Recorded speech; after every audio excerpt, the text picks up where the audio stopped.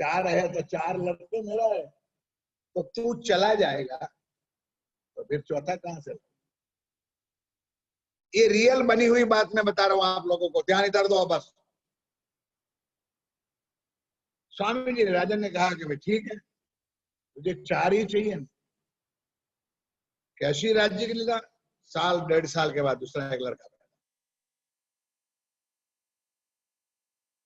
जब लड़का पैदा हुआ, माँ के पास गया, माँ तूने 4 मांगा था, तुझे 4।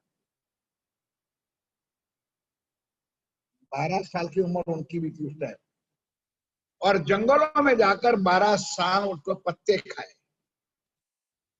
बिली के पत्ते, इधर उधर के वनस्पति खाते हुए 12 साल उन्होंने जीवन बिताया। जब पहली बार संसार में पांव रखा खाने के लिए, हमारे सरकार साहब की धर्मपत्नी कृष्णा बहन जी थी, तो उनको रोटी बना के देती थी, आप नहीं मानोगे, तो खुद रोटी भी धोके खाते, मतलब खाने का ढंग भी। इस संन्यास्त अवस्था का एक जीवन। देवचंद्र भले मत्तू मेहता के घर जन्म लिया था, लेकिन सुंदर साथ जी ये ध्यान रखना है कि जिस दिन देवचंद जी ने जन्म लिया, उसी दिन उस जीव के ऊपर परमधाम के शुभान श्यामा महारानी ने आके प्रवेश कर दिया था। लेकिन जाहिरी में कोई लीला नहीं होती थी, क्योंकि अभी तक कसनी करनी है। श्यामा जी ने भी खेल मांगा है, तो वो भी खेल तो दुनिया में आके देखेगी, तो तन तो चाहिए, तो तन देवचंद जी का ले लिया, अब खेल में खेल रही है। कच्छ के रण में क्या हाल हुआ कल आपने सुन। अब ढूंढते ढूंढते बारात तो चली गई, कच्छ में उतर गए। तो पहले से जो पिता के साथ एक बार आए थे, शायद मैंने बताया नहीं बताया, जब 12, 13, 14 साल की उम्र थी हुई, तो पिताजी ने कहा, हर माँ बाप को यही होता है, हमको भी और आपको, कि बच्चा पैदा होता है तो भाई चलो उम्र हो जाएगी तो हमारा बच्चा हमारा सेवा में, गुजराती भाषा में हमाરું पालन पोषण करવાનું, પછી ભલે વૃદ્ધાશ્રમમાં મૂકી આવે, काम लागे आओ दरेक माँ बाप ने होय। तो हर किसी माँ बाप को यही था। तो मत्तू मेहता को भी था कि 40 साल के बाद लड़का पैदा हुआ है, 12-14 साल का हो गया, अब तो कुछ मेरी हाथ लाठी तो कमाने में। तो एक दिन मत्तू मेहता अपने लड़के को अपने साथ कच्छ में ले गए। ध्यान के साथ सुनो, कल वाला प्रसंग से थोड़ा पहला प्रसंग बाकी रहा, मैं बता। ले गए तो वहां वो क्या देखने गए ने कि मैं कैसा घोड़ा बेचता हूं, खरीदता हूं, लेन देन की कैसी बात मैं आपको सिखाऊंगा, कल मुझे काम में आ जाए। पिता को तो लालच यही थी कि बच्चा मेरा धंधा में आ जाए। देवचंद जी चले तो गए, लेकिन बड़े लाड़ था पिताजी के साथ। तो देखा कि हाँ मंदिर है और स्थान देवस्थान बहुत है, तो पिताजी को कहला कि पिताजी प्लीज, पहली बार आया हूं मैं आपके साथ, तो थोड़ा मुझे घूमने दो। नहीं समझे? वहां कौन से पिक्चर की टिकट लेनी थी? पिताजी ने कुछ समझाने के लिए, मेरा लड़का पहली बार आया, सही बात है, इतना बड़ा शहर है तो देखने दो, चल बेटा कोई बात नहीं, इस बार चले जा, दोबारा तुझे तेरे साथ ले आऊंगा और तुझे धंधा वानी सिखाऊंगा। अब सुंदर शादी हुआ क्या, देखने लगे कि कच्छ के अंदर विशेष मंदिर है, धर्म का विशेष स्थान है। तो दिल में हुआ कि जहां मंदिर होगा, जहां धर्म स्थान होगा, वहां चर्चा सत्संग होती होगी। जब चर्चा सत्संग होती होगी तो वहां परमात्मा की पहचान मिलेगी, ज्ञान मिलेगा, और हम उसको ढूंढने के लिए निकले। वो तो मुझे चाहिए, ये मन में ले लिया। 2-3 दिन रहे होगे कच्छ में, अब वापस आए, उस दिन से मन में दृढ़ कर लिया कि अब मुझे उमरकोट गांव में रहना नहीं और कच्छ में चला जाना है। 16 साल की उम्र में चले गए। रास्ते में राजी महाराज मिले, हुक्म का स्वरूप मिला, मजल पे पहुंचाया। अब बारात के साथ वो निकले तो कच्छ में उतर गए। अब सुंदर साजी जाना, अब कहो कच्छ देश की पहुंचे आप आए जितने, तहां खोज करी 100 बताओ इतने।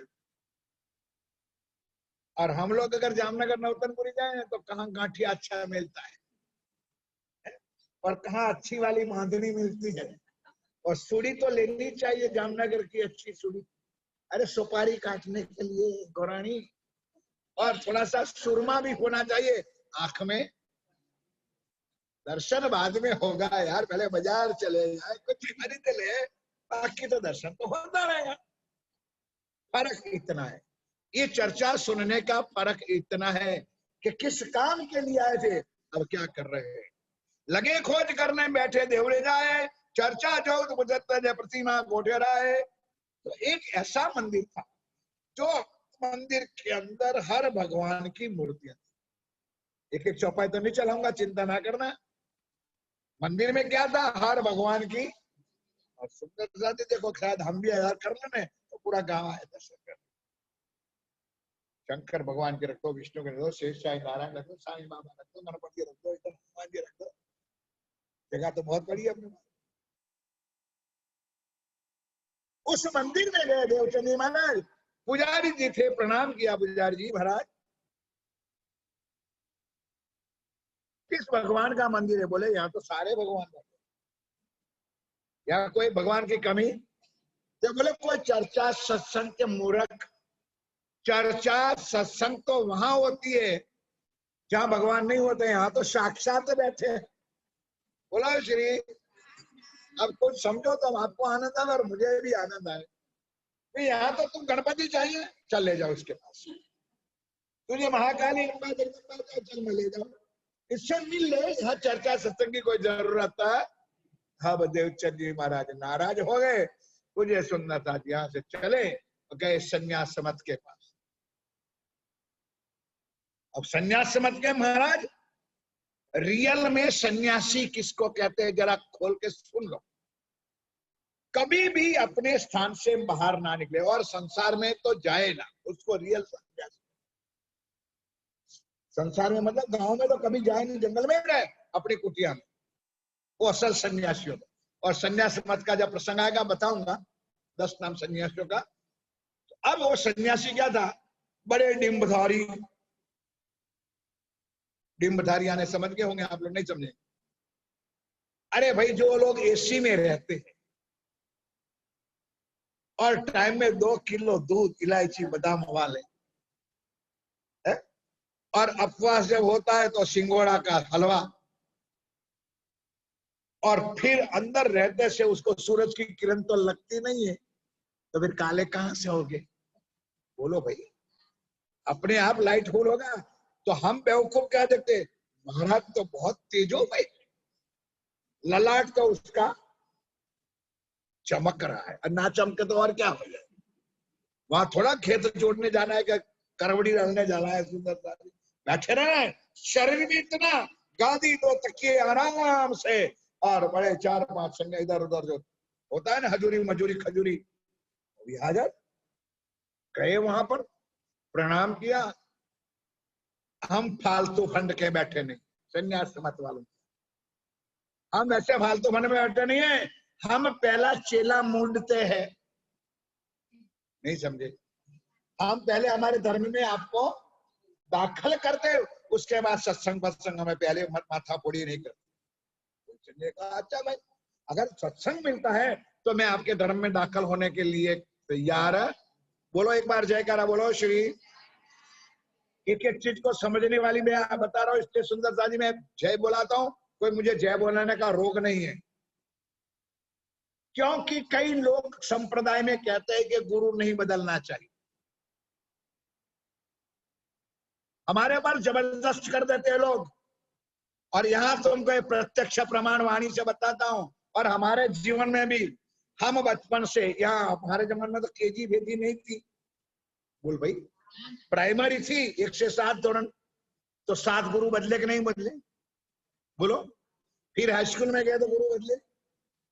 अगर मानो तो शिक्षा देने वाला कौन होता है? गुरु होता है। फिर कॉलेज में गए तो, फिर यूनिवर्सिटी में गए तो, भाई ऊंची पोस्ट पे जाना है तो, ऊंचा ज्ञान लेना है तो 1 बाय 1 स्टेप बाय स्टेप गुरु को बदलना पड़ता है और ज्ञान लेना पड़ता है। यहाँ देवचंद जी महाराज ने भी 3 गुरु किए। और हम अगर किसी से तारतम्य ले ले और उनसे तारतम्य ले, नहीं नहीं नहीं नहीं नहीं, आपने तो एक बार मंत्र लिया है ना, दोबारा नहीं लेना चाहिए। क्यों भाई, क्यों भाई? इससे मुझे ज्ञान अच्छा मिलता है, इससे उनसे ज्ञान अच्छा मिलता है, तो मैं क्यों नया गुरु ना करूं? गुरु करने का निवाज निजानंद संप्रदाय में तो नहीं है, लेकिन ज्ञान देता है वो अवश्य गुरु या सदगुरु होता है, हम मानते हैं और मानना चाहिए। सुंदर सा जी जो ज्ञान देता है वो सदगुरु होता है, जो हमको मजल में पहुंचाता है। देवचंद जी महाराज ने यश कर लिया। अब अगला क्या नियम है कि सिर मुंडा के आओ, सिर मुंडा के आए, कपड़े बदले, संन्यास मत का मंत्र लिया, बैठो खाओ पियो ऐशो आराम करो। जब महाराज फुर्सत में होंगे ना तब कभी चर्चा सत्संग सुनेंगे, ऐसे कोई। कई दिनों तक बेचारे देवचंद जी महाराज भटकते रहे, एक शब्द धर्म का, ज्ञान का कुछ नहीं मिला। और संन्यास मत वाले किसको मानते हैं ये भी पता नहीं। गुरु दत्तात्रेय किसको मानते हैं? नाम तो सुना है ना भाई, गुरु दत्ता। तो इनका ज्ञान इनके पास है, वो ब्रह्मा विष्णु महेश वाली बात है, और है क्या? कई दिन वहां रहे, फिर आगे चले सुंदर साथ जी।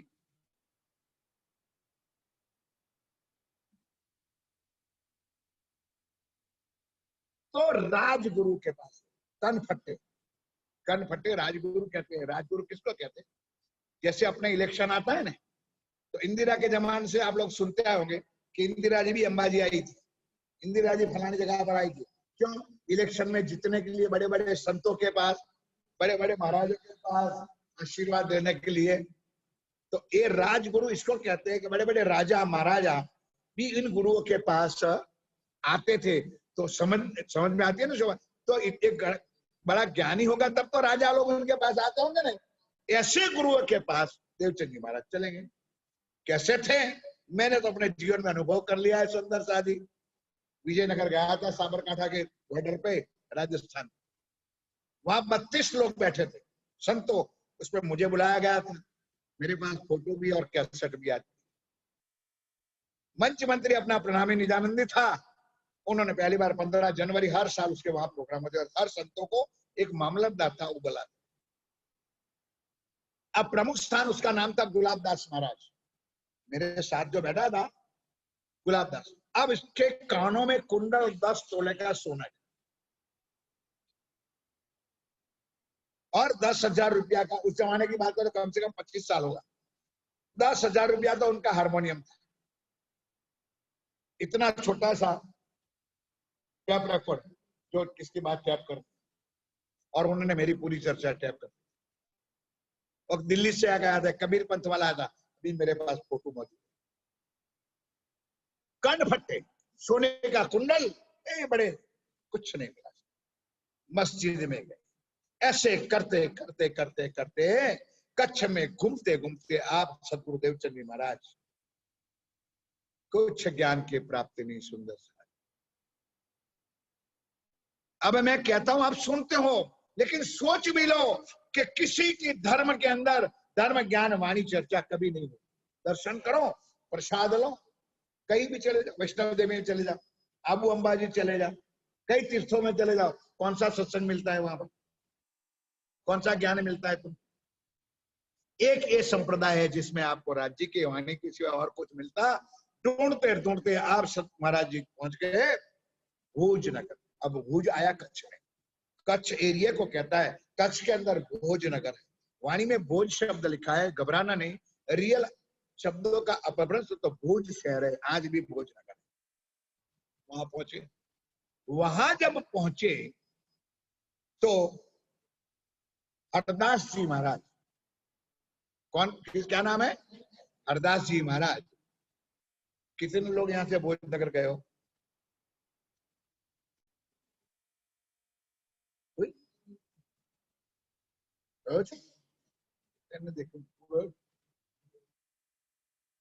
वाणियावाड़ में આપણું मंदिर तो वैष्णव मोहल्ला में, बस अड्डे के पास आप कभी भी जाओ।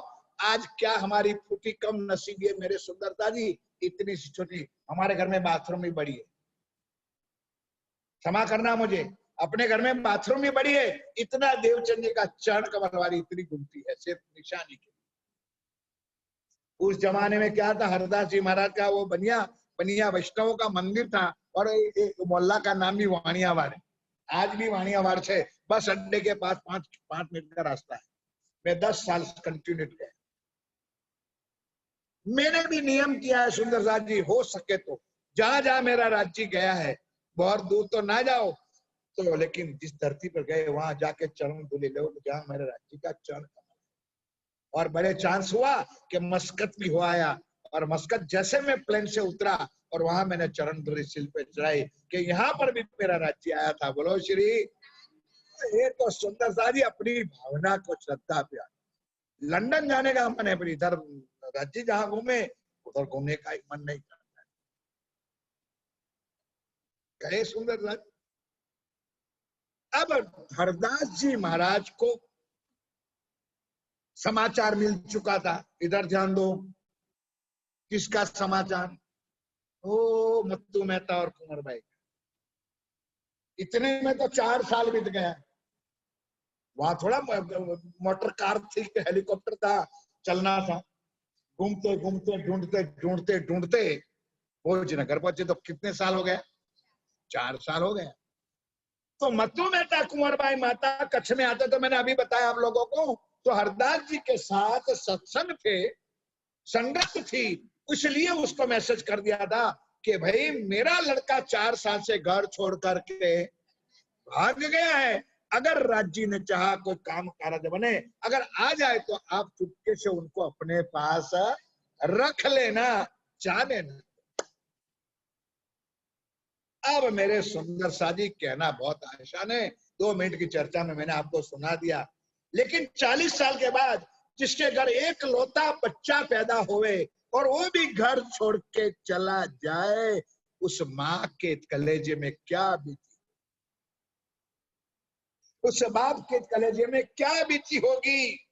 हम तो सुनने के लिए हमारा दिल में कुछ जैसे लहू के आंसू बह। अब हरदास जी ने जो मैसेज मिल गया था समाचार, तो उन्होंने चुप से देवचंद जी को बताया नहीं, अपने घर में रख लिया। अब देवचंद जी महाराज तो निकले परमात्मा की खोज करने के लिए, गए हैं और वहां जाके उन्होंने सच बटी। अब एक एक चौपाई चला हुआ तो सुंदर सा सच बटी मतलब पवित्र भावना। पवित्र भावना, मंदिर को सफाई करना, पोछा लगाना, साफ सुथरी जो भी हो, मतलब रियलिटी, टाइम सर आरती होना, संध्या आरती होना, राजभोग होना। और वैष्णव संप्रदाय में तो चुस्तता होती है, आप जानते हो। मैं तो वैष्णव मोहल्ले में बड़े हुआ हूं, मैं तो देखता हूँ सुंदर शादी। तो कुछ मन देवचंद जी का प्रसन्न हुआ कि यहाँ मुझे कुछ प्राप्त होगा। अब देवचंद जी को पैसा वाला तो थे नहीं, तो क्या करने लगे भाई, वहां हरदास जी के मंदिर में रहते हैं तो क्या करने लगे? सेवा करने लगे। बोलो श्री। और सेवा भी कैसे? मैं लंबी नहीं बात करूंगा, एक ही बात में सारी बात निपटाऊंगा, सुन लो। बर्तन मलते हैं, मत्तू मेहता का लड़का बनिए, लेकिन गुरु जी को या गुरु माता को बताता नहीं। कपड़े धोते हैं, अच्छे बता, पोछा झाड़ू करता है। सुंदर जात जी, मैं आप लोगों का भी हाथ जोड़ता कि तुम प्रेम सेवा से पाओगे पार। खाली मंदिर आओ, हाथ हलाते हलाते आओ और कुछ लख दो तो अगर पार हो, भूल जाओ फिर, पन्ना जी में चले जाओ।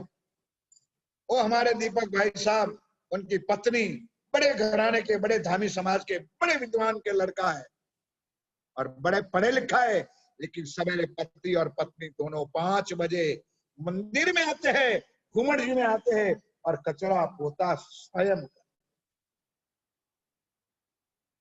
देखा होगा आप लोगों ने शायद। और तुम लोगों ने साल में यहाँ कितने बार किया? क्षमा करना, मैं किसी पर उंगली नहीं उठाता, नहीं करते हो तो करना चाहिए। ये उषा बहन जी का घर या गोपाल जी का घर नहीं है, ये घर हमारा है, हमारा धनी का घर है, हमारा पति का घर है। इसकी रक्षा करना, उसको संभालना भी जिम्मेवारी।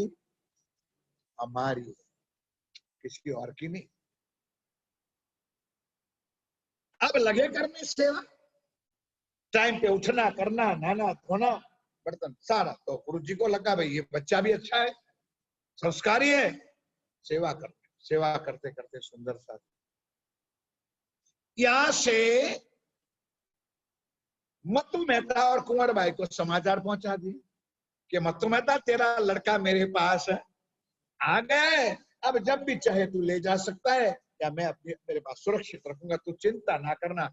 अब कहाँ उमरकोट का मारवाड़ देश सुंदर सा, कहाँ भोजनगर, कहाँ इधर उधर। अब कहने की बात में बहुत छोटी लगती है, लेकिन नक्शा देखो तो पता चले। कई दिनों के बाद मत्तू मेहता, माता कुंवर भाई, ध्यान के साथ सुनो, उमरकोट मारवाड़ देश का गांव घर छोड़ करके, भाई मियाँ बीबी दो ही थे, कौन सा उस टाइम पे फ्रीज था के वहां सोफा कम बेड था के कुछ लेना देना था।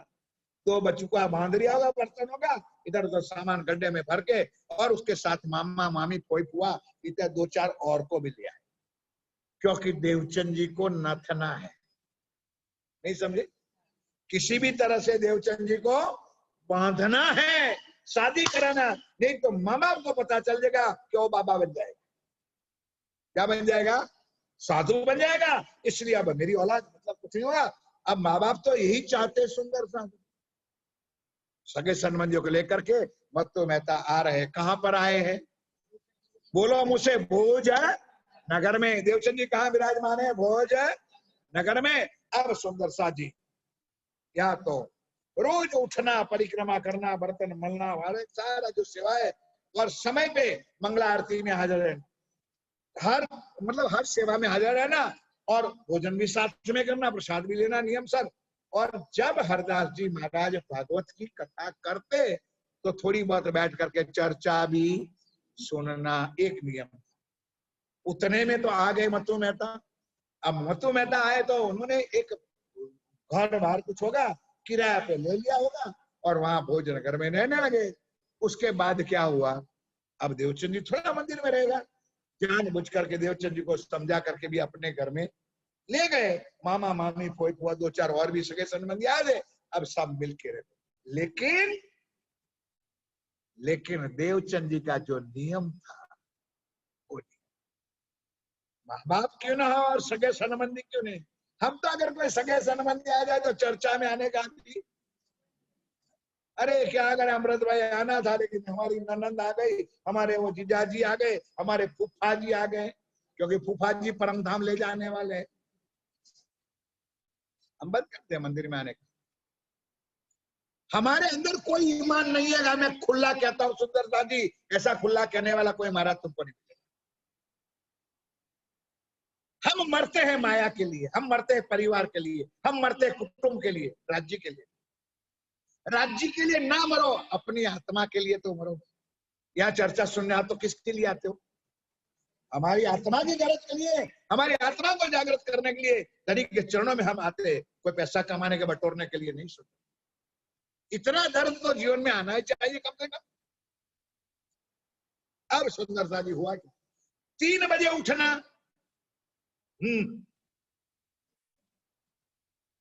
ये तो गांवड़िया नुखा। देवचंद जी कितने बजे उठते थे? बोल तो दो, तुमको कहा उठना है? उठ करके नहा धो करके मंदिर आना। तो 3 बजे थोड़ा मंदिर खुला है, तो मंदिर के आगे पीछे गांव था भाई, होली परिक्रमा करना। जब समय हो जाए और मंदिर का दरबार खुले, तब मंदिर में प्रवेश करना।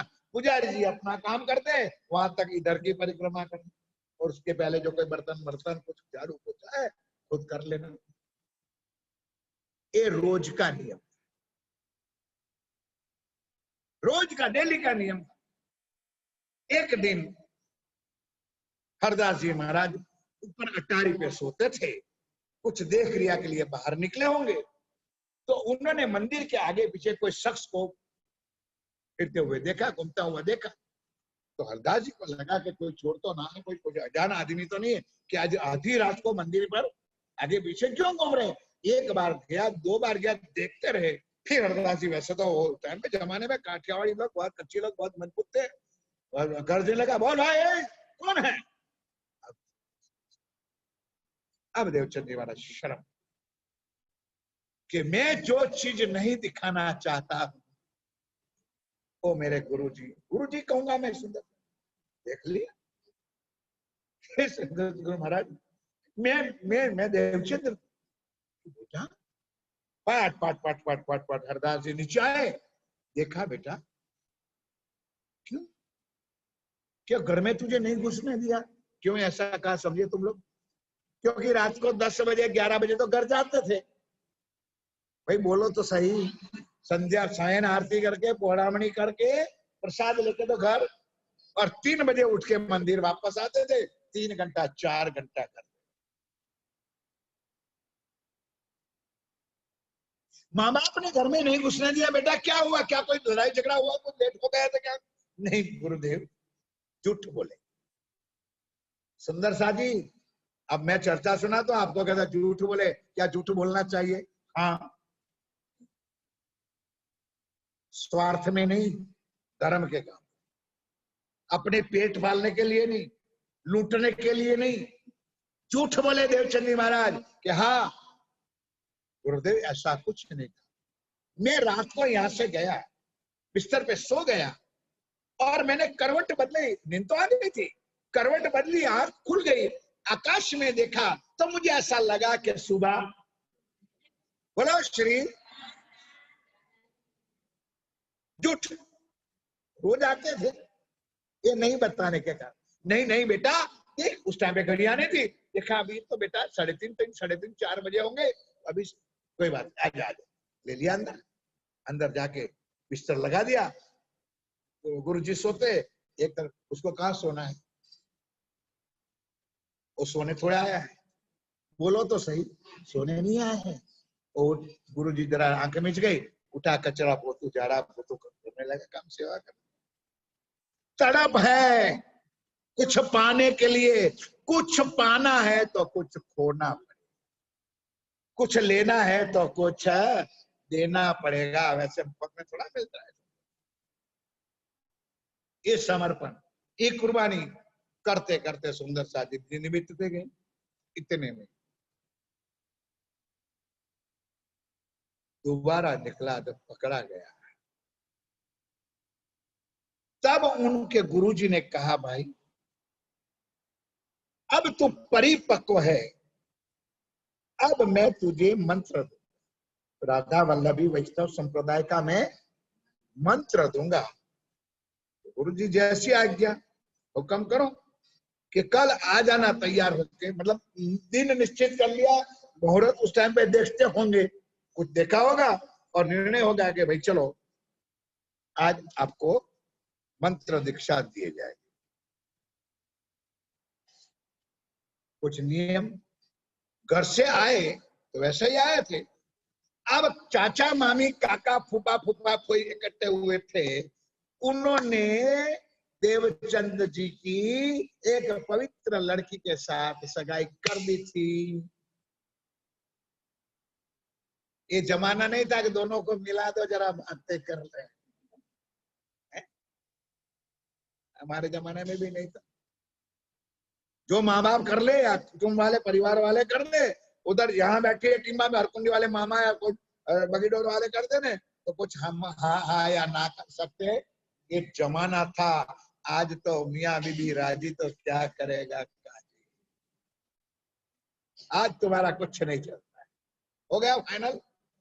अब देवचंद जी को तो पता नहीं था, मुहूर्त भी निकाल दिया, तो सुंदर शादी एक नाम का मुहूर्त एक निकलता है कि 2-3, बोलो भाई, जिस दिन नाम स्मरण देना था उसी दिन उसके लगन का रहता, मुहूर्त एक दिन का, देवचंद जी को पता नहीं था, चुप कैसे पिया, पिताजी ने सारी तैयारियां कर रखी थी। अब देवचंद तो उठ के आए मंदिर में आए तो बोले भाई यहाँ राधा वल्लभी मार्ग का नियम है कि सिर मुड़ाना पड़ेगा। देवचंद जी तो खुश थे भाई, सिर मुड़ाना पड़ेगा तो हमारे जैसा रोते छोड़ेंगे, और आजकल तो फैशन हो गई एक साइड मुड़ाने की, तपेली घाट एक साइड, उधर इधर उधर नाम लिखने का।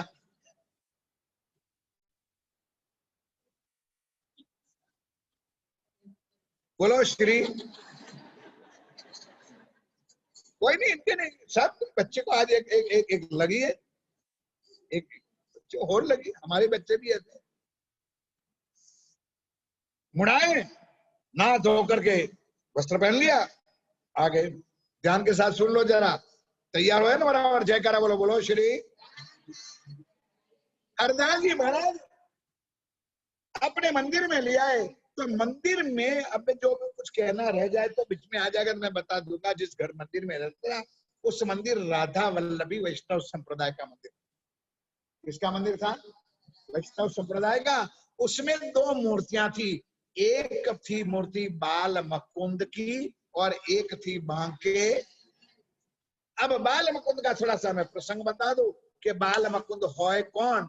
शायद आपको पता तो चल गया होगा कि जिन्होंने 11 साल और 52 दिन जिस विष्णु भगवान ने हमारे प्रियतम प्राण वल्लभ के साथ लीला की थी, उसको राज्य ने अखंड कर दिया योग माया में, अव्याकृत ब्रह्म में। और बाल मुकुंद जो कृष्ण था, ये भगवान श्री कृष्ण, ओनली विष्णु भगवान। और वो भी कितने साल का? 11 साल। और इसलिए एक मूर्ति बाल मुकुंद जी की थी और दूसरी मूर्ति बांके, अखंड योग माया में रास की लीला करने वाला बांके बिहारी श्री कृष्ण जी था, उनकी मूर्ति थी। ये दोनों की मूर्ति पूजा आज भी वैष्णव संप्रदाय वाले करते हैं। और आज भी नवतनपुरी धाम में चले जाओ तो वहां उस मंदिर में आज भी ये मूर्तियां है ना। गए हो गए आप लोग चकला मंदिर जाके, राज मंदिर जाते हो ना, तो ध्यान से अब बिठा दिया सामने, दीक्षा मंत्र देते हैं सुंदर सा। तो हरदास जी ने पूछा, बेटा ध्यान के साथ एक एक बात सुनने जैसे सुना रहा हूं, कि इससे पहले तूने किसी गुरु किया है? झूठ बोलने का मतलब ही नहीं है। देवचंद जी ने तुरंत कह दिया, हाँ। बोले कौन सा?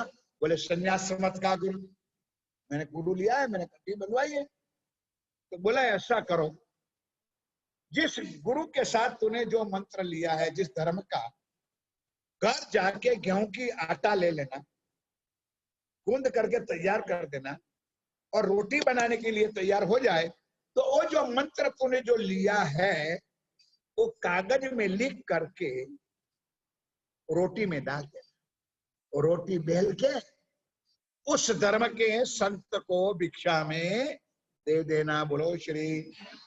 भाई किसको समझ में नहीं आई बात? हरदास जी ने ये बात किसको कही? शाबाश, बोलते रहो, चिंता हो तो बोलो। देवचंद जी को कहे। अब मैंने सुंदर साथ जी, देवचंद जी ने क्या जवाब दिया कि गुरुदेव करूंगा तो वही जो आप कहो, गुरु आज्ञा शिरोधार्य है, लेकिन मेरा मन नहीं मानता है कि मैं चिट्ठी में लाल करके रोटी में डालूं और वो मंत्र चला जाए, तो मैं नहीं मानता। समझ में आई बात? ये अक्कल की बात। क्षमा करना मेरी माताएं बहनें, बैठे सब लोग, चर्चा का विषय तो मैं बता तो दूंगा। हम गुजरात में हैं, हम धर्म का पालन करते हैं, हमारे पूर्वज भी करते और आज भी करते और करना चाहिए। और कोई करते हैं तो मैं किसी को विरोध नहीं करता हूं, लेकिन थोड़ी सी बात बता देना चाहता हूं। जो मैंने पहले अगले 4 दिन में चर्चा में बताया था, वहां पर आप शायद थे, जो भी अपना शरीर जो बनाया, आज देखते हैं ना अपने ये जो शरीर जो बनाया किससे बना हुआ है? 2 गंदे बूंद के मिलने पर ये शरीर की रचना। समझ में आए? फिर भगवान की जो प्रक्रिया है, माँ के गर्भ में जो भी शरीर तैयार हुआ, 5 महीने के बाद जीव को अंदर संचार किया, 9 महीने का पीरियड होता है। वो बच्चा बालक या दिकरा या दिकरी जो भी कुछ है, वो अंदर माँ के गर्भ में होती है। तो वहां क्या स्वर्ग होता है? पढ़े लिखे बैठे, साइंस पढ़े हुए सुंदर, वहां गंदगी ही गंदगी, नाले ही नाले, नर्क ही नर्क। और क्षमा करना, आगे भी बता देता हूँ कुछ और भी बातें, कि माँ को जिब्या का स्वाद होता है, वो कोलसा खाती, स्लेट में लिखने वाली पेन खाती है, पत्थर खाती है, इमली खाती है, नींबू खाती है, मट्टी खाती है, जीभिया के स्वाद। उनको ये पता नहीं है कि ये इमली और ये नींबू और ये जो आम, ये जो रस है उस नाभि से उस बच्चे के शरीर पर जैसे कोई एसिड डाला हो, तेजाब डाला है, जीभिया का पाप के लिए अंदर जाता है वो रस। अब अंदर जो पड़ा हुआ जीव चिल्लाता है कि हे भगवान मुझे यहां से बाहर। इतना त्राहिमा होता है जी। अब सुंदर सा जी बाहर आए, ये जो आप और हम बैठे हैं, और हमारा जो शरीर परमात्मा ने भगवान ने जो बनाया, कितना सुंदर रूपाला इधर उधर दिखता है आपको और हमको। और उसके ऊपर अगर शादियां शुदियां होती है तो मट्टी पर भी मिट्टी चढ़ाते हैं, जरा अच्छा लाइट फूल दिखा दे इसलिए। 2-5 हजार रुपया भी देने का और मिट्टी के ऊपर मिट्टी लाइट फूल दिखाई दे जरा। क्या कहते हैं उसको? फेशियर। अरे वो धंधा को क्या कहते हैं? Beauty parlour. किसमें जाते हो आप? गए हो कभी? एक बार तो जाओ यार। ब्यूटी पार्लर में जाते हैं ये बट्टी के बाद बट्टी सजाने के लिए सब। लेकिन कितना भी तुम्हारा सजाया हुआ शरीर है, उसके 10 द्वार है। कितने कितने द्वार है? तुम्हारा और हमारा सबका 10 द्वार है।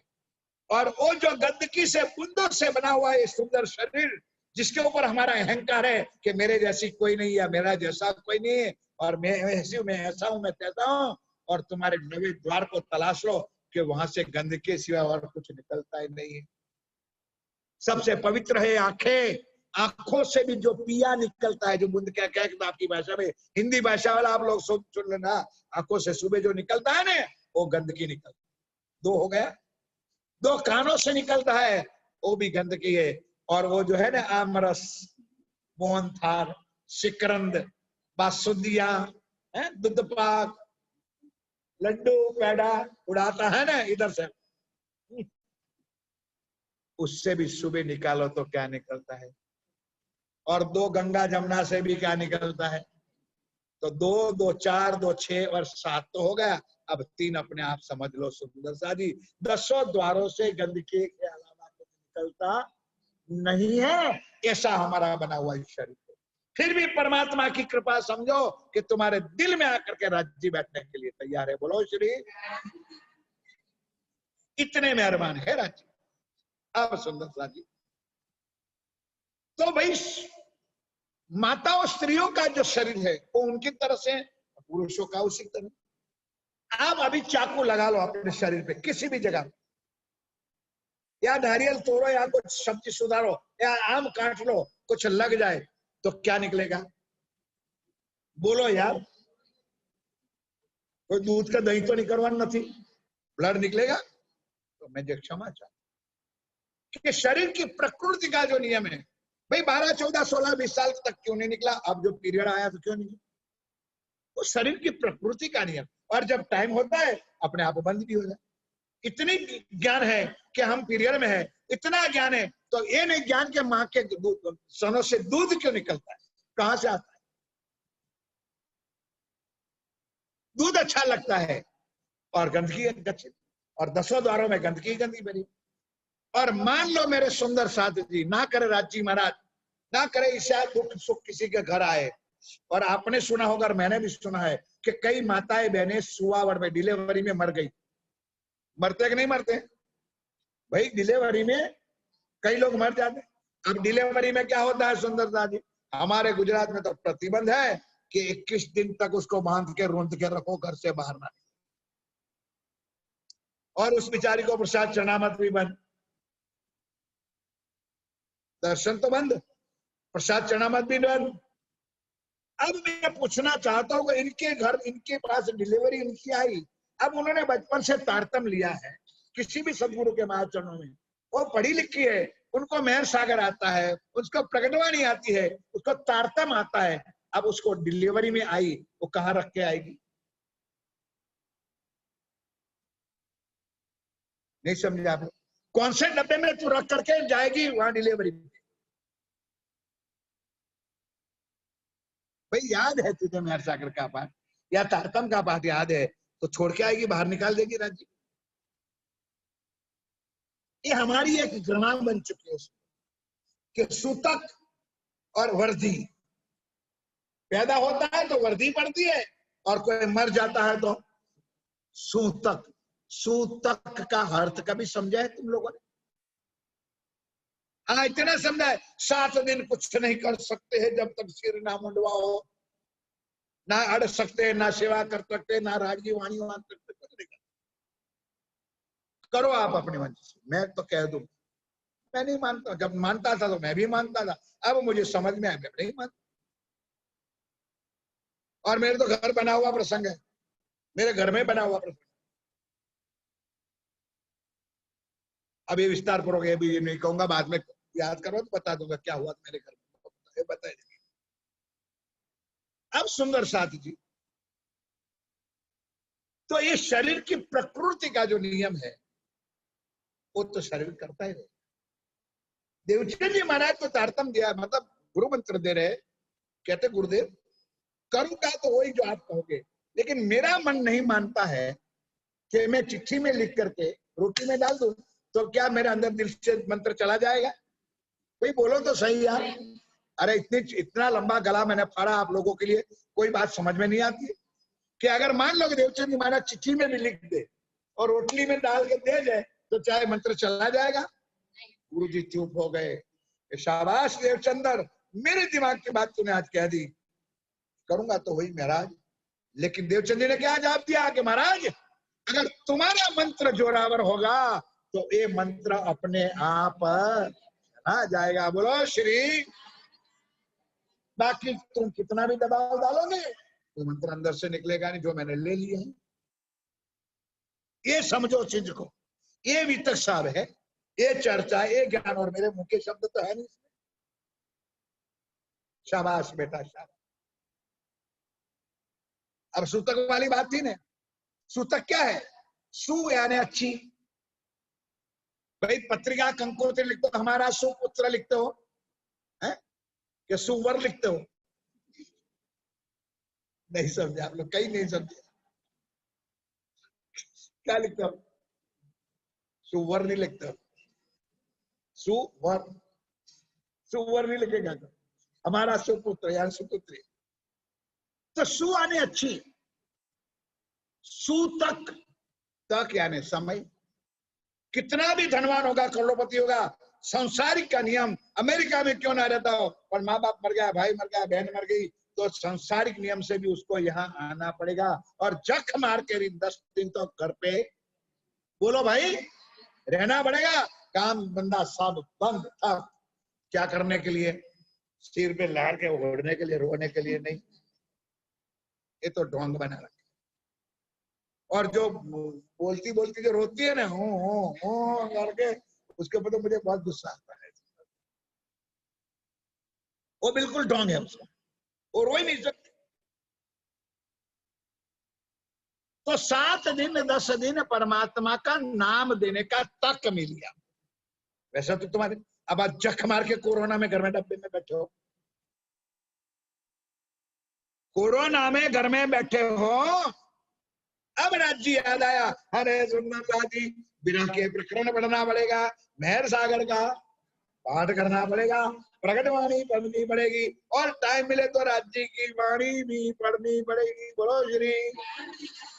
और उससे पहले जब कहते थे क्या करें अमृत भाई, राज्य तो घर में रखा है, हमारे पास टाइम नहीं है, हमारे पास समय नहीं है। अब रोते फिरते हैं कोरोना में कि हमारा समय जाता नहीं है। बोलो श्री। पहले समय मिलता नहीं था और अब समय मिल गया। देवचंद जी महाराज बैठ गए और सुना जो गुरु मंत्र था, राधा वल्लभी मार्ग का मंत्र, सुंदर साथ। भजमन श्री वृंदावन कुंज बिहारी नित्य विलास। ये है मंत्र।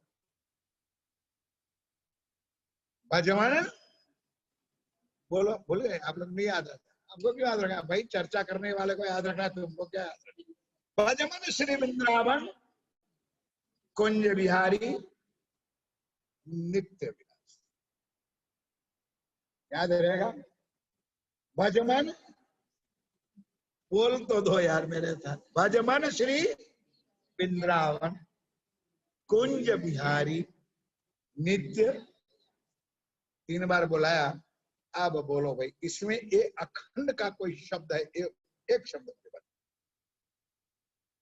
मैंने खाली गला नहीं फाड़ा है आप लोगों को बुलाने के, या तो कोई एग्जाम में नहीं लेना। भजमन श्री वृंदावन कुंज बिहारी नित्य विलास। अब बताइए सुंदर साथ जी, ये कई सालों से तुम लोग चर्चा सुनते हो गए, इस पवित्र धरती पर बैठ करके हमारे पूज्य महाराज भी सुनाते होंगे, और कई संतों से आपने सुना भी होगा। इस मंत्र के अंदर कौन सा एक शब्द है जो अखंड का शब्द? नहीं, गलत गलत गलत। 2 3 4 एक टुकड़ा करके बोलो, किसी का एक शब्द तो सही आ जाए। सुमित्रा बोलिए, भजमन श्री वृंदावन कुंज बिहारी नित्य विलास। गलत। जो अखंड है, बोलो श्री प्राणनाथ नित्य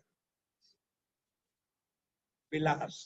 अखंड विलास करने वाला ये जो, अब वृंदावन तो नाश होने वाला भी है। भजमन श्री वृंदावन कुंज बिहारी नित्य। नित्य यानी अखंड, अखंड में विलास करने वाले वो बांके बिहारी, वो श्री कृष्ण का मंत्र जो था वो देवचंद जी को दिया। बोलो श्री। मंत्र लिया, आनंद मंगल करते करते देवचंद जी घर पे गए। अब घर पे गए तो दूर मोहल्ले से देवचंद जी आ रहा था, और माता कुंवर भाई, पिता मत्तो मेहता देख रहा था कि यार ये देवचंद्र है मेरा, है भाई, उम्र लायक है तो थोड़ा बहुत प्रॉब्लम तो होगा क्या? सुबह तो सिर पे, और अब तो टोकम टोका है, तो क्या कौन आ रहा है? अरे कुंवर, देखते भला ये कौन आ रहा है? अपना देवचंद्र, अपना देवचंद्र। हाँ, अरे सीन मुड़ा के, अरे कुंवर आज को इसकी, और उन्होंने कर दी बर्बादी। आज को इनकी, इतने में सुंदर दास, अब क्षमा कर रहा सुंदर दास, सही बात, ये कोई नई बात नहीं। ऐसा कृत्य करके अगर लड़का अपने घर में आए तो माँ बाप को गुस्सा तो आएगा। आज इतना गुस्सा है, बस इतना गुस्सा है, क्योंकि सगे संबंधी भी आए हैं, आज की शादी भी है, तो आज ना कहने का शब्द भी शायद मत्तो मेहता ने और माता कुंवर भाई ने कह दिया होगा कि इससे तो भला तू हमारे पेट ना पैदा हुआ। घर छोड़ के भागा, कुछ कहे भी ना गया, और आज ऐसा कोई कार्यक्रम था तो होना क्या है? इतना क्रोध, जब क्रोध होता है ना तो लोग बोलने में कुछ पीछे रहता नहीं है। अब देवचंद जी चुप, क्योंकि 2 आमने सामने लड़े तो लड़ाई ज्यादा हो जाए, लेकिन एक चुप हो जाए तो धीरे धीरे अपने वो शांत हो जाए। देवचंद जी चुप होके खड़े हैं। माता ने जितना बरसना है बरस लिया, पिता ने जितना बरसना है बरस लिया, तो ठंडे पड़े। तो देवचंद जी धीरे से बोलते हैं कि पिताजी, माताजी, आज इतना प्यार क्यों दे रहे हो? नहीं समझा आप? जब ऐसे उल्टी बात बताएगा तो माता का क्रोध पिता का शांत हो जाएगा, हंसने लगेंगे कि कहीं आज कितने, आज दिन तक आपने इतना प्यार तो मुझे कभी, तो आज कौन सी खुशी है कि इतना प्यार बरसा रहे हो मेरे पर? अब माँ बाप क्या करेंगे बेचारे? आखिर एक लड़का था, हंस लेंगे कि देवचंद्र तुझे पता है, क्या पता है कि आज तेरी शादी है, आज तेरी। तो देवचंद्र कह लगे मैं करके आया हूं, आज मेरी शादी है तो वो तो मैं करके। अरे नहीं बेटा, आज तेरी शादी पवित्र नीलबाई के साथ हमने नक्की किया है। पिताजी, माताजी, मैंने पहले से, क्या आप मुझे माया में मत डालो, मेरा जरा भी मन माया में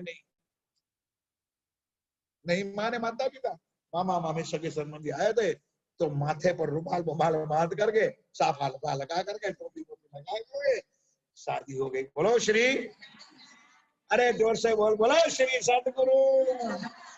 मेरे से कितने कितने छोटे और ऐसे बैठे और ऐसे बैठे, इतना गुस्सा आता है। बोलो श्री प्राणनाथ। ध्यान सुंदर सा जी, मजे की बात है। आप हमारे यहाँ बच्चे की शादी होती है तो देखो सुंदर सा जी, ये आप लोगों के लिए कह रहा हूं जो बड़े बड़े लोग बैठे, तो शादी की निर्णय तो महीने 2 महीने पहले हो चुकी है।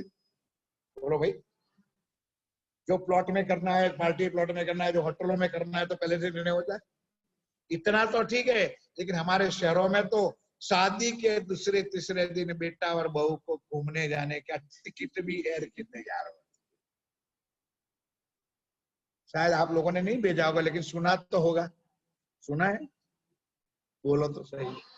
तुम्हारे नसीब में कहाँ जाना है हनीमून के लिए? सुनना यहाँ मरो यहाँ।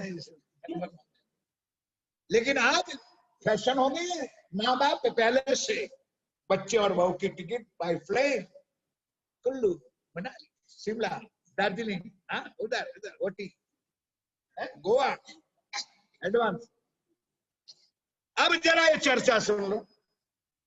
शादी हो गई, घर पे आए, लेकिन नियम वो का वो। बोलो श्री, पत्नी होते हुए भी 3 बजे ही मंदिर में जाना है। हम तो लगन के पहले 4 दिन मंदिर में आने का, और लगन के पीछे भी 10 दिन क्या करे। अरे हंसा बहन, इतना काम था, इतना सत्यानाश हो गया काम में, मर गई मर गई मर गई मर गई। मर जाओ, मर जाओ। और आज मैं कहूंगा सुंदर सा जी, जो बनी हुई हकीकत मेरी आंखों से देखी हुई और आज सुनने जैसा प्रसंग बताऊंगा। खंबात अपने पास है। खंबात में शायद आप लोगों ने नाम सुना होगा बच्चू भाई झवेरी का, जिसके अगर साक्षात राज्य आए थे उसको हीरा देते थे, रमन भाई साड़ी वाला।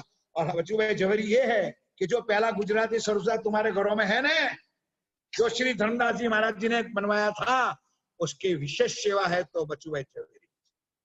आप लोगों को कोई पता नहीं है, हमारे हाथों से सारी चीज बनी हुई है। उसकी जो पहली लड़की थी उस शादी में मैं गया था, बहुत छोटा था, लेकिन इन लोगों का प्यार हमारे घर तक आकर के कंकोत्री आमंत्रण पत्र गया। और उस टाइम में प्लास्टिक डिश में कंकोत्री अभी तक मेरे पास पड़ी हुई है, प्लास्टिक की डिशों में कंकोत्री पत्रिका था। घर में गए, अब खंभात शहर में बारात आने वाली थी, तो स्पेशल मोहरू लग्न मंडप अपने खर्च का बनाया था अपने, और लड़की को स्वर्ग की अप्सरा कम से कम 60, 70, 80 तोला सोना चढ़ाया होगा उस जमाने में। अरे झवेरी का लड़का था यार, सुंदर साथ था। आपने अभी स्टेशन पे खंबात उतरो, स्टेशन में उसका बंगला है, वो तो बिक गया सब कुछ। 6:30 पौने 7 बजे का टाइम हुआ तो मैं उनके साथ साथी घूमता था, मुझे साथ रखता था, अमृत चल मेरे साथ। कहा मैं समझा कि भाई शादी है और शादी में कुछ न कुछ लाना रह गया हो, याद आया होगा तो ले जाते। गाड़ी में बैठे ड्राइवर, मैं और बच्चू काका, उसको हम काका कहते थे। तो धारियावाड़ नाके यानी के मंदिर जो अपना है ना, प्रणामी मंदिर, भाई खंबात कौन गए हैं, तो मंदिर के बाहर जो गेट है उसके सामने उसके ऑफिस, धारियावाड़ कहते। मंदिर जो है वो सोनी पाड़ा कहते, धारियावाड़ नाके उनकी ऑफिस थी। तो दरवाजा खोला, अंदर गया, ऊपर राज्य रखते थे जहां उनके देवी जी बैठते थे, और बैठ गया वो। दरवाजा खोला, राज्य खोला, अगरबत्ती लगाई, और वो तो ध्यान में बैठ गया। अब मैं क्या करूं, नहीं समझे। बारात निकल गई है, घर में इतने हजारों मेहमान, हजारों, सैकड़ों नहीं हजारों मेहमान। झवेरी खंबात स्टेट का जैसे मालिक, लोग बैठे, वो चला गया धारियावाड़ में, उसके साथ था। मेरी आंखों से देखे राज्य पर हाथ रख के कहता हूँ, और झूठ बोलूं तो मुझे अब मैं भी बैठा राज्य का नाम लो, अकेला करूं क्या? मैंने भी तारतम शुरू कर दिया बैठा। एक माला पूरी हुई, 45 मिनट हुई, उठे चल बेटा। मैं दंग रह गया। लड़की की शादी है, घर में इतने हजारों मेहमान बैठे, बारात आ रही है, पहली लड़की, कन्यादान उसको ही देना है। फिर भी नियम कितना पक्का मेरे सुंदर साथ, डूब मरे हम तो। एक छोटी मोटी बात नहीं है। नियम जो नियम होता है राज्य का, ये राज्य वहां बस पौना घंटा बैठ करके माला करनी किया, गए गाड़ी, घंटे के बाद आई, घंटे 1.5 घंटे बाद आई थी बारात। ये हमारी आंखों से देखी, हम तो राज्य को भूल जाएंगे, कुछ नहीं करते। देवचंदी महाराज की शादी तो हो गई, कोई घूमने फिरने हनीमून क्योंकि नहीं जाना, नियम था मंदिर जाने का। सवेरे 3 बजे उठे मंदिर, जो क्रिया करके सवेरे से जाते थे, मंगला आरती, श्रृंगार आरती, राजभोग करके राजभोग का प्रसाद लेके घर आते, फिर 3:30-4 बजे जाते थे, शाम को वापस रोटी खाते, फिर शयन आरती में जाते थे, 11 बजे आते थे, और रात को 3 बजे फिर मंदिर चले जाते। करते करते सुंदर। बीच में एक प्रसंग ऐसा भी आता है जो मूल वितक में नहीं है, लेकिन आपको बता दूं। तो एक दिन राजभोग का टाइम था, भाई मैं बोलता हूँ समझाए ना, राजभोग का टाइम था। पुजारी जी महाराज यानी हरदास जी महाराज राजभोग कराने जाते थे अंदर। तो वैष्णव संप्रदाय का बड़ा चुस्त नियम होता है कि एक बार अंदर गया, पर्दा हो गया, उसके बाद पुजारी जी बाहर निकलता, जब तक राज्य ठाकुर जी भोग ना लगे, खाना ले। तो बाहर खड़े थे दरवाजे, देवचंद बैठा था इधर। इतने में 4 पाई पे एक लोग लेकर के आए एक भाई को, और जोर से चिल्लाने लगे, गुरुदेव बचा लो बचाओ, क्योंकि उसको बिच्छू काटा। ऐसा भयंकर बिच्छू काटा कि उसकी जान अब जोखम में थी, मरे ना मरे ना मरे। एक मूल वितक में ये चीज नहीं है, एक प्रसंग सुनने जैसा, ध्यान के साथ सुन लो। तो देवचंद जी बैठा था, इसलिए हरदास जी महाराज उसके साथ कुछ बातें कर रहे थे। इतने में आए, अगर जो अंदर चला जाता तो थाल भोग लगे बिना वो बाहर ना निकलता, और वो बेचारा मर जाता। लेकिन उनका भी कारण कर ला, अरे गुरु जी बचा लो, आ गए भाई, क्या हुआ बिच्छू काटा कोई। तो सुंदर साथ जी અહીંયા કોઈને અનુભવ છે કરો કે કોણ કેવી રીતે બીછું ઉતારતા? કોઈને ખબર નથી, તને ને ના ખબર નથી, તને તો ખબર હોવી જ જોઈએ. ભૂલા દાદા ઉતારતા કેવી રીતે ઉતારતા તે કહી દઉં. હું એમ કહેવા દઉં કે ભાઈ આને બીછું પડે તો ઉઠાડીએ, તમારે પેલા માર દેતા. हाँ उठाता ना, हमारी आंखों देखे लो। कई लोग बाजरा का रड़ा ऐसे काट करते, मंत्र पकड़ते काटते, जैसे काटते जाते तो उतरते।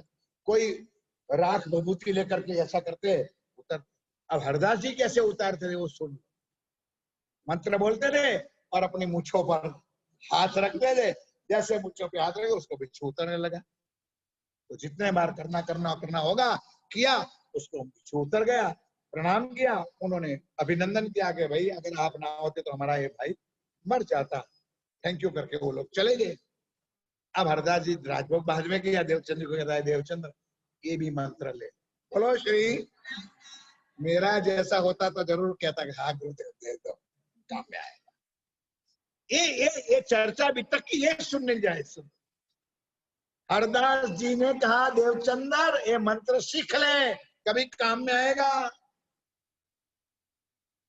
देवचंद ने क्या जवाब दिया सुनो मेरे सुंदर साथी जी के महाराज, अगर आप ये मंत्र दोगे तो एक बिच्छू का जहर उतरेगा। यही तो मंत्र है तुम्हारा। तुम्हारा मंत्र क्या करेगा?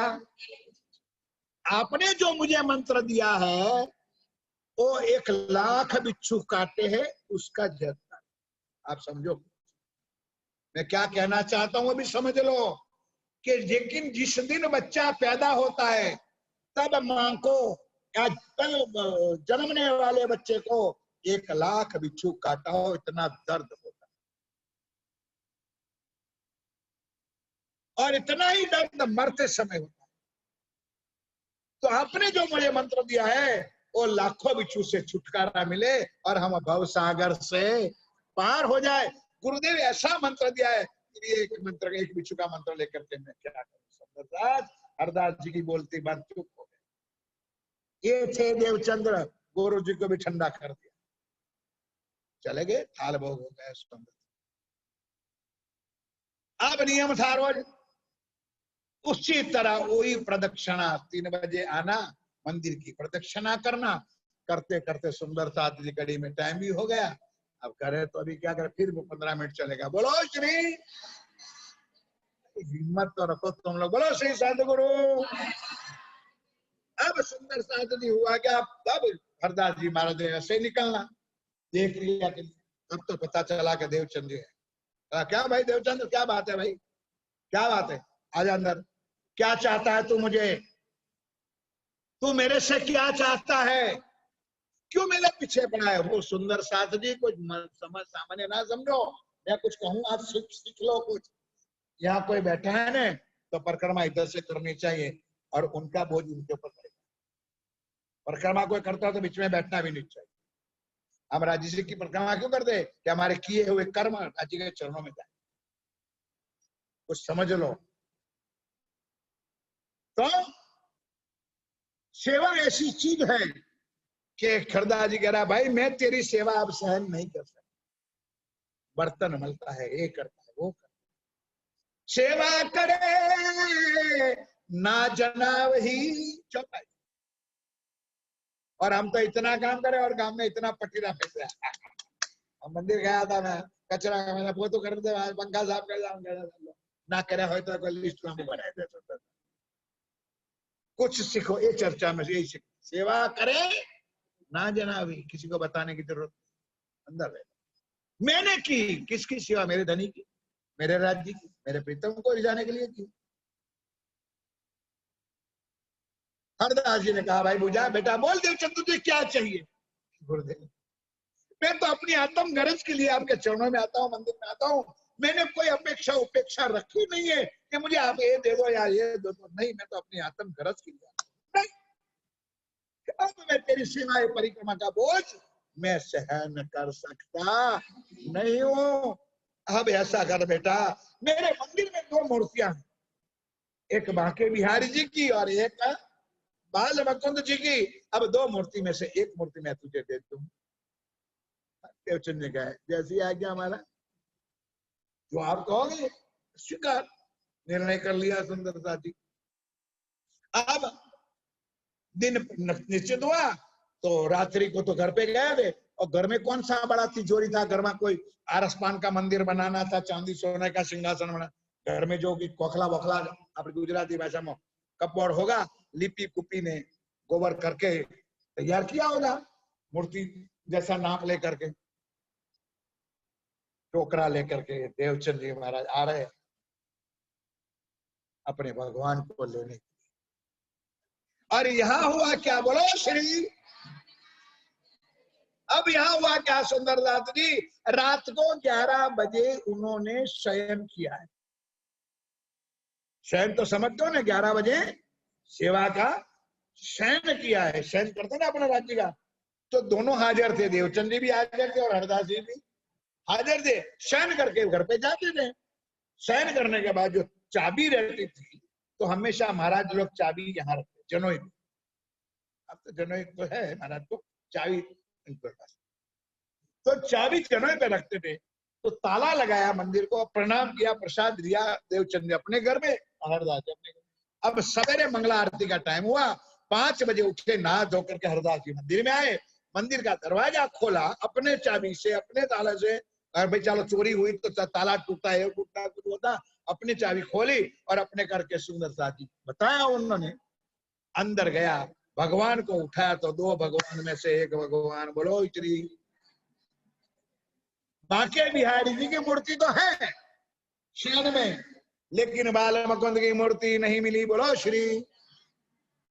अब हैरान कि यार मैंने अपने हाथों से तो शयन करवाया, शाल उड़ाई है, ये किया है, वो किया है, फिर भी इधर उधर ढूंढने के लिए बुल से भी इधर उधर नहीं रखे, पेटी पटारा कब बड़ हो है, इधर उधर ढूंढ ढूंढ के थक गए। पत्नी को पूछा, बेटे को पूछा, सारा परिवार को पूछा सुंदर सा कोई किसकी ताकत है हरदास के बिना पूछे निज मंदिर में, और अपने यार तो प्रणामी होता है, अंदर तो पैंट वाला भी घुस जाए, नाये वाला भी घुस जाए और वगर नाये वाला भी घुस जाए। ठीक है, अपना अपना हम पसंद नहीं करते। कुछ नियम होना चाहिए, कुछ संयम होना चाहिए। ये मंदिर है, ये द्वारका है, ये जगह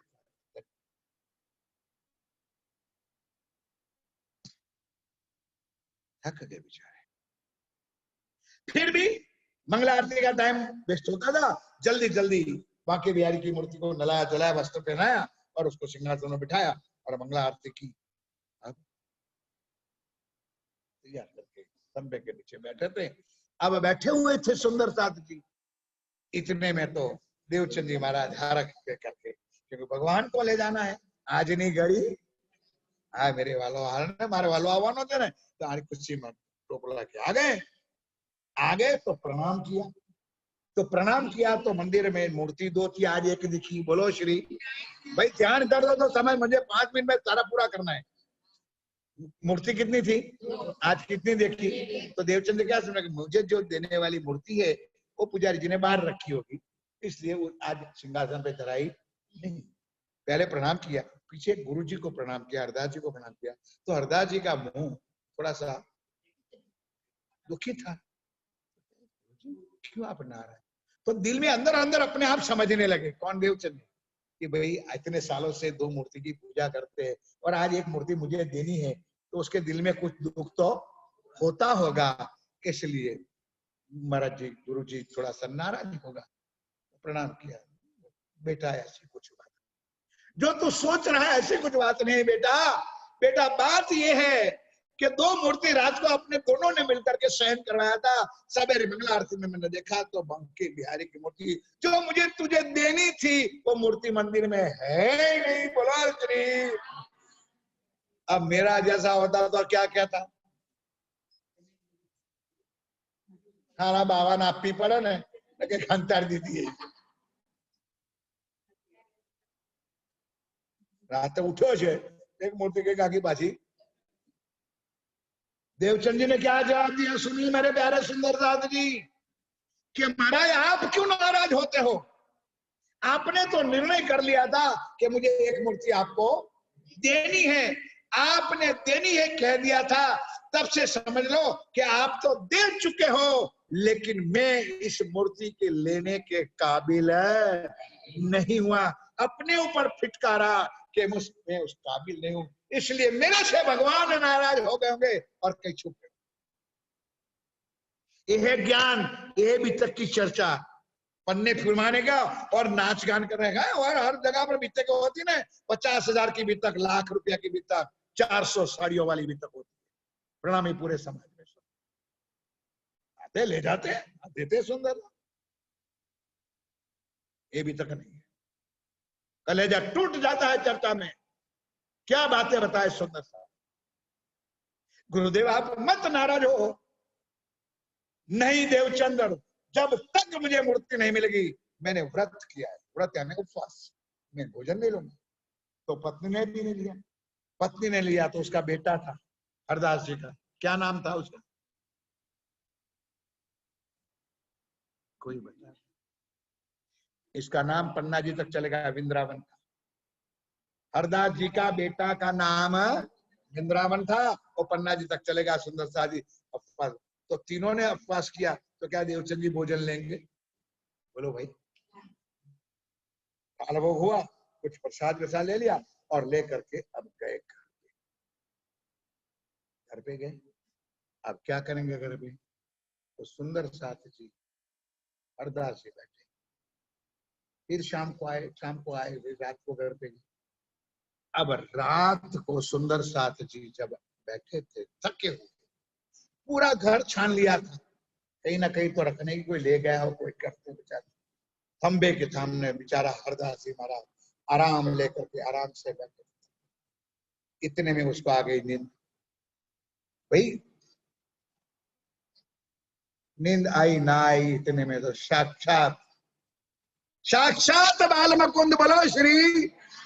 वो पत्थरा नहीं, मूर्ति नहीं, साक्षात भगवान 11 साल 52 दिन वाला विष्णु भगवान साक्षात आके सामने करे। तो भाई, तो प्रभु जी आप कहाँ थे? कि वहीं था। तो मुझे दर्शन क्यों नहीं हुआ? कि मूर्ख इसलिए नहीं हुआ कि तुझे पता नहीं है कि तू मुझे कहाँ दे रहा है। तूने अपने चेला समझा है, तूने अपना शिष्य समझा है, तूने उससे बर्तन मलवाए हैं, कपड़े धुलवाए हैं, पानी भराया है, चौका और पोछा करवाया है। वो देवचंद्र, तुझे अभी देवचंद्र की पहचान नहीं है। तूने रूप को देखा है, अंदर वाले स्वरूप की पहचान है। किसने पहचान कराई? अरे बोलो यार, बाल स्वयं भगवान विष्णु बाल मुकुंद श्री कृष्ण ने पहचान कराई। क्यों?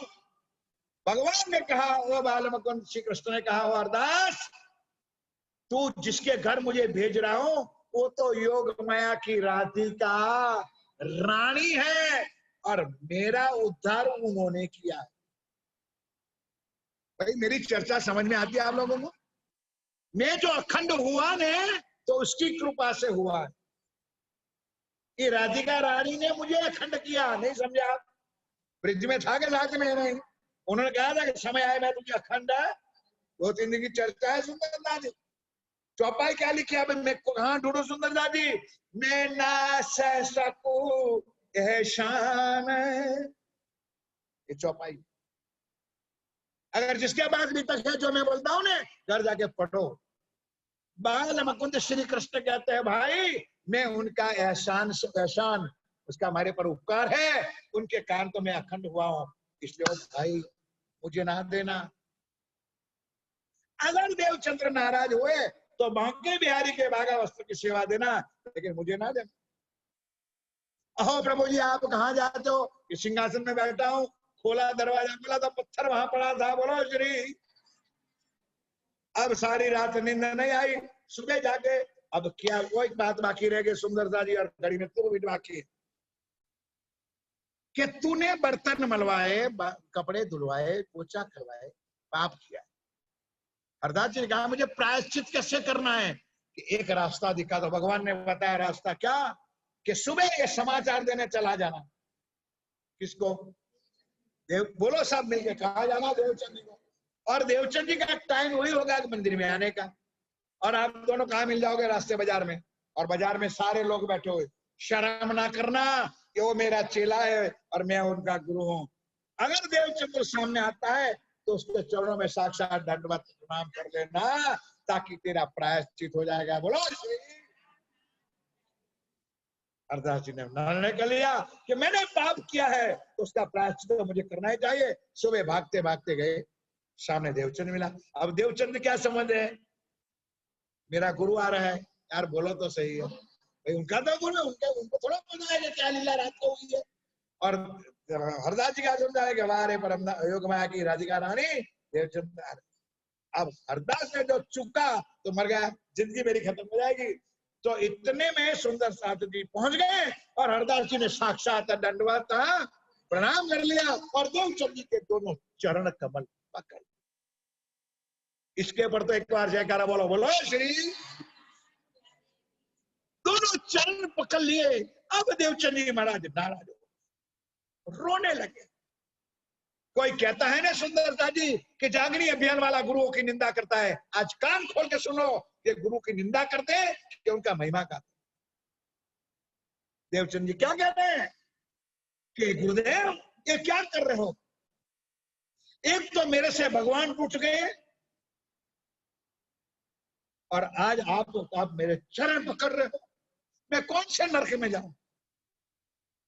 देवचंद जी का ज्ञान सुनो। देवचंद जी ने कहा गुरुदेव मैं जानता हूं कि भगवान जीवों को नरक में डाल सकता है।